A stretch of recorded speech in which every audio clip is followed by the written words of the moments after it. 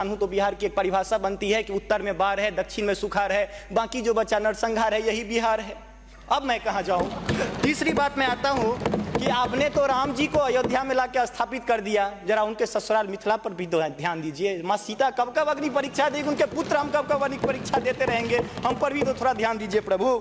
Now for opposition I would request mister Akshay Kumar Jha to brief in 2 minutes। Thank you speaker ma'am. 2047 के विकसित भारत की परिकल्पना करते हुए हम पश्चिमी द्वार से बाहर निकल रहे थे, तभी पूर्वी द्वार में डॉक्टर APJ अब्दुल कलाम ने कहा कि अरे मेरे विकसित भारत 2020 की परिकल्पना को तो एनालिसिस करते जाओ। माननीय महोदय, मैं कहना चाहूँगा कि 2047 में विकसित भारत बाद में बना लीजिएगा, पहले APJ अब्दुल कलाम के सपनों का 2020 का भारत कहाँ गया उसको तो एक बार एनालिसिस कर लीजिए।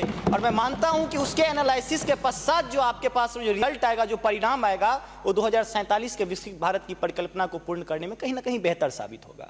मैं उस क्षेत्र से आता हूं जो बिहार को 2 भाग में बांटती है, एक नॉर्थ बिहार, एक साउथ बिहार।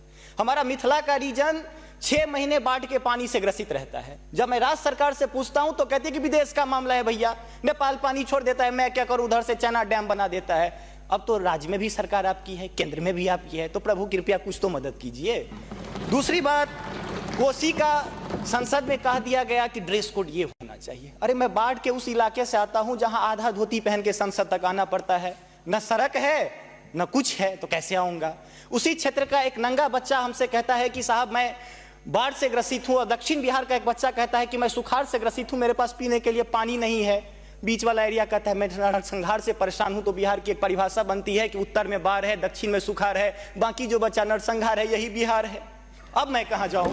तीसरी बात मैं आता हूं कि आपने तो राम जी को अयोध्या में लाकर स्थापित कर दिया, जरा उनके ससुराल मिथिला पर भी ध्यान दीजिए। माँ सीता कब कब अग्नि परीक्षा देगी, उनके पुत्र हम कब कब अग्नि परीक्षा देते रहेंगे, हम पर भी तो थोड़ा ध्यान दीजिए प्रभु। बाढ़ का पानी जब हमारे बिहार से निकलता है तो लगे लगे बंगाल चला जाता है, और जो भी हमारे पास रोजी रोटी रहती है खत्म हो जाती है। तो मेरी पत्नी भी कहती है कि लागल लागल सजन धक्का सलम कलकत्ता चलिए, अब कितना आगे चल। आगे आते हैं, और पर्यटन की पर्याप्त संभावना है। एक बार आप कृपा करके देखिए, पर्यटन मंत्री बैठे हुए हैं, अब ताजमहल मुमताज महल की याद में बना, आपने उसको 7वां अजूबा में शामिल कर दिया। अरे हमारे यहाँ गया में दशरथ मांझी छेनी लेके पूरा पहाड़ तोड़ दिए, इससे बड़ी और क्या बात हो सकती है। उसको पर्यटन के लिए रखिए।